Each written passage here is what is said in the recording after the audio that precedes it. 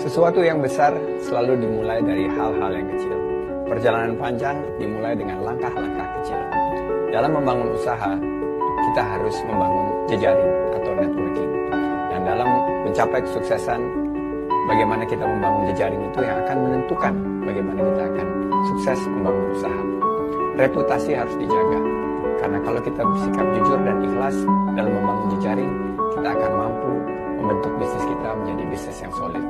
Saya beruntung waktu di HIPMI, yaitu Himpunan Pengusaha Muda Indonesia, 30.000 pengusaha di seluruh Indonesia membangun jaringan yang menanamkan sikap optimisme dan positif. Menjaga reputasi sangat penting, dan juga dalam membangun bisnis, kita harus memiliki konsep bahwa bukan hanya kenal karena ingin mencari uang, tapi belajar untuk membangun dan mungkin bisa menjadi mentor kita.